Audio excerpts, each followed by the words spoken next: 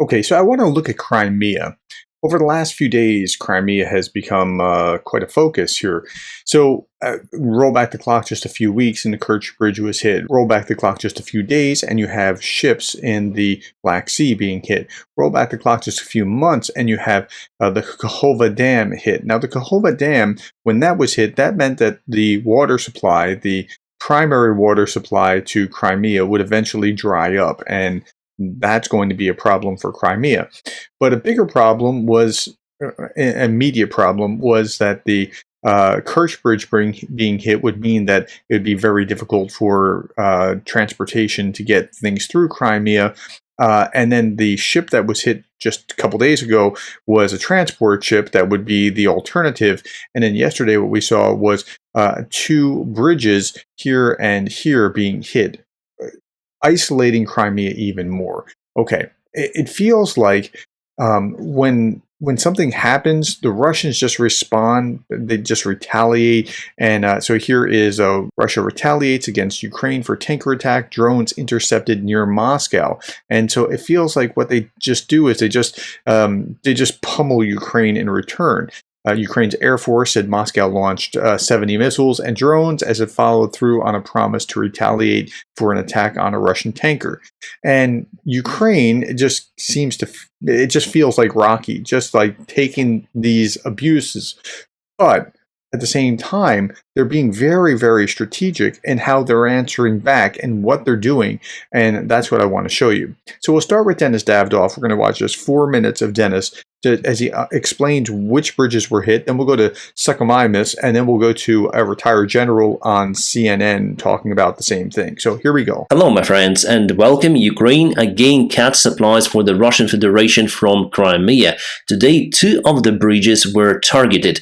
One over here near to Chongar. By the way, it was hit before. Russia repaired it and it was functional until today. The second bridge that was cut today is over here near to Henichensк. Probably the Storm Shadow cruise missiles were used for that attack. Let's see the pictures. The Chongar Bridge kaboom caused this hole. I don't think that it is serviceable for the heavy vehicles. That doesn't look like much of a hole to me. It looks like maybe somebody can go around, but you can't necessarily take your chances depending on exactly how it was hit.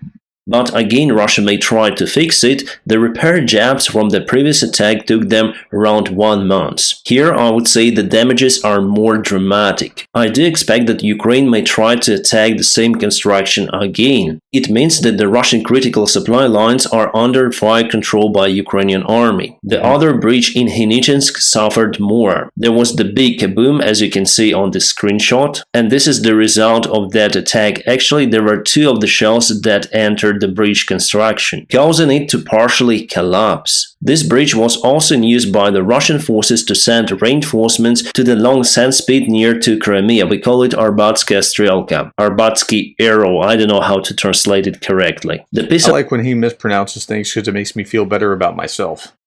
Land over here that goes all across the eastern side of Crimean Peninsula. Russia concentrated the air defense systems in that area and also built some of the checkpoints. So now the supplement is totally cut for them to that territory. However, they may use this part, but the land breaks at some point in some areas, so they had to use that bridge over here in Henichensk, but not any longer. The last month, Ukraine targeted the railroad bridge across this lake. Now it is unfunctional, so Russia is totally cut from this area. So let's check out how they may send their reinforcements or supplies to the southern part of Ukraine. So, and that's what I meant by the Rocky as opposed to what Ukraine's doing.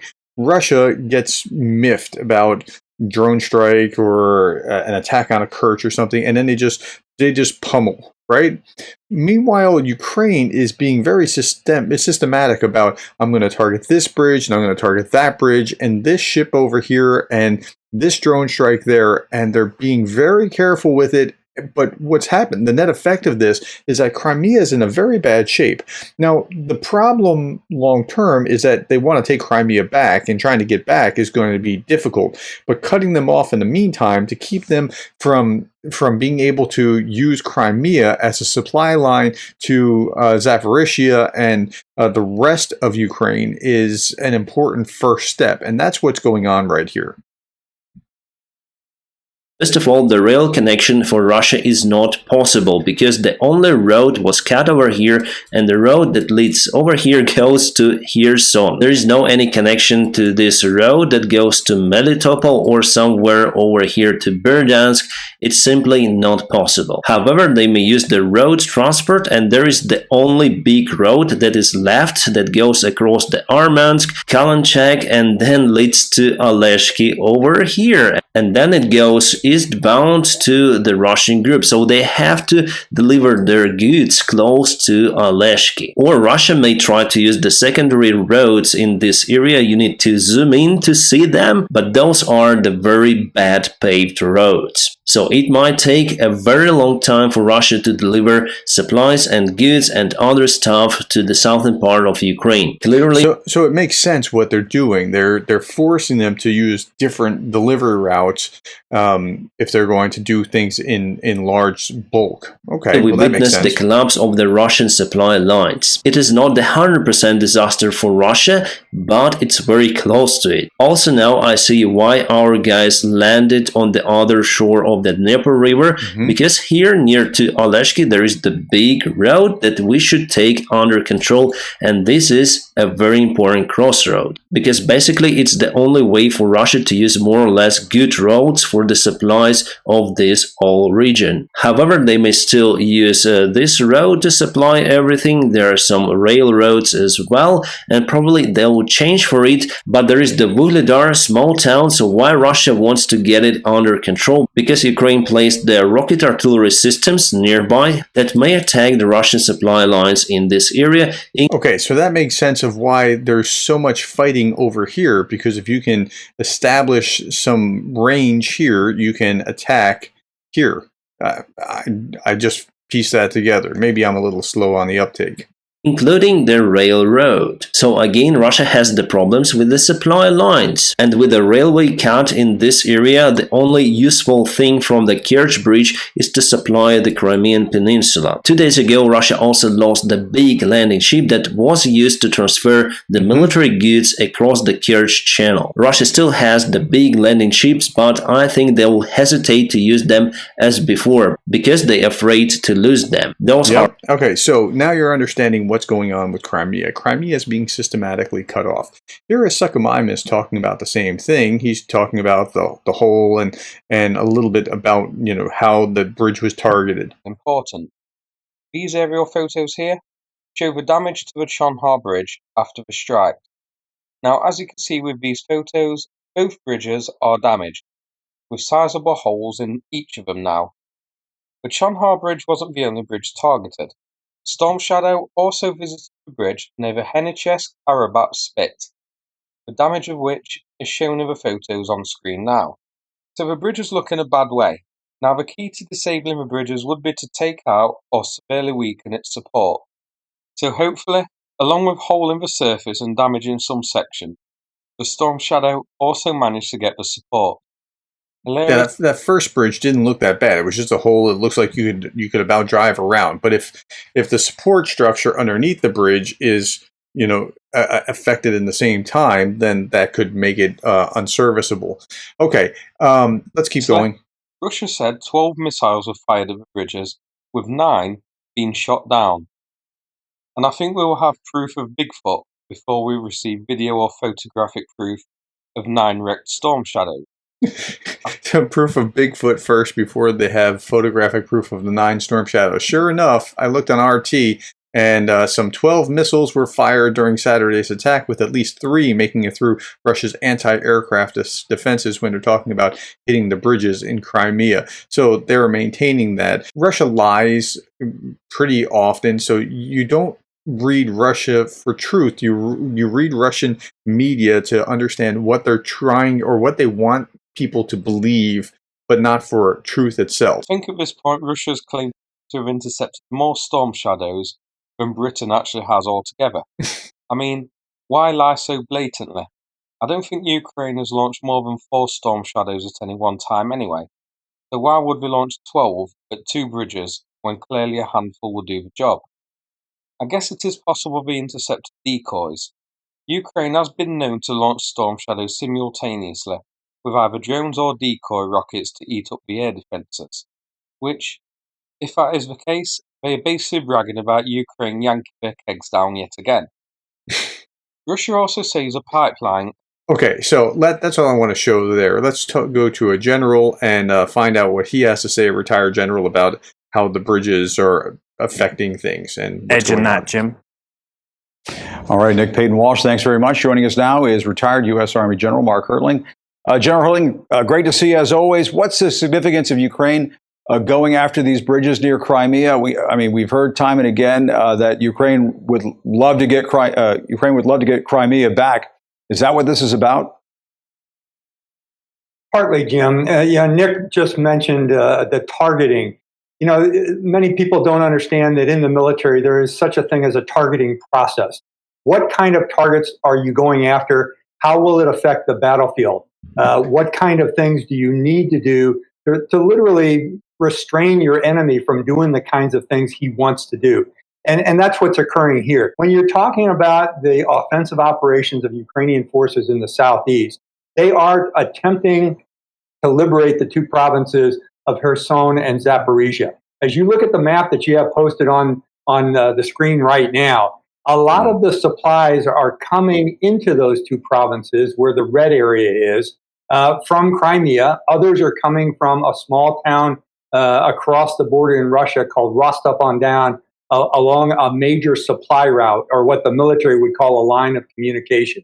When you interrupt that passage of supplies, whether it be ammunition, food, resupply, personnel, equipment, arms, all of those things will hinder the defensive operations of Russia. And that's what I believe the Ukrainian main effort is not only to continue their offensive operation in a smaller way than anticipated, and perhaps a little bit slower, but they're doing it by literally taking away the capability of Russia to reinforce and resupply their forces on the front lines. This is all critical. Yeah, and Russia is saying Ukraine used British-supplied missiles to carry out these strikes. Why is that important?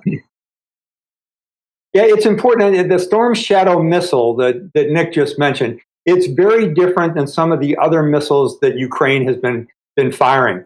Primarily, it's not fired from the ground up into the air like a ballistic missile and then lands on a target somewhere down in enemy territory.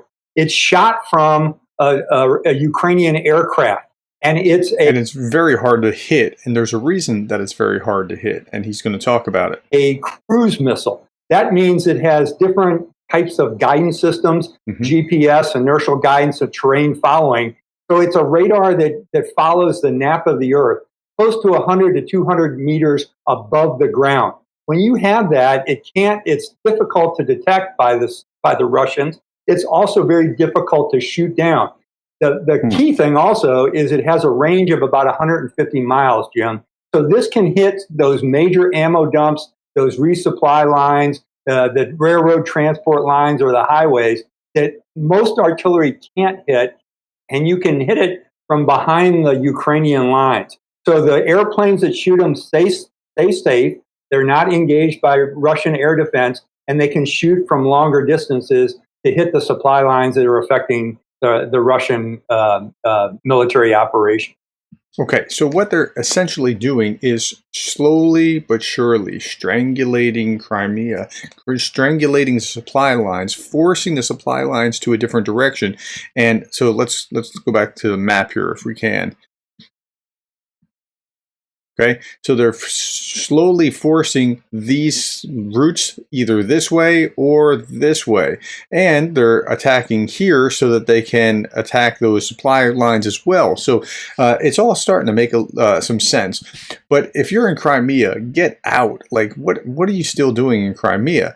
Russian tourists were in Crimea. Remember, the people killed on the bridge were tourists. Russian tourists visiting occupied Crimea dropped by nearly half following bombings. That's it? Just by half? It should be by quite a bit more. The number of Russians vacationing in Crimea, the Ukrainian Black Sea Peninsula, occupied by Moscow, has fallen by nearly half. Hotel bookings fell 45% in the second half of July compared with the first 2 weeks of the month.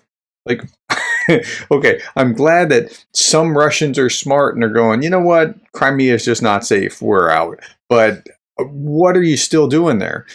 Crimea's economy is heavily dependent on tourism, especially during the 3 summer months, with thousands of jobs at stake. And so economically, the water, the bombings, or the cutoff of supplies, I mean, Crimea is just slowly being isolated and strangulated. So that's what's going on there. Okay. Thank you for your time. I hope this helps put things in context and gives you some perspective.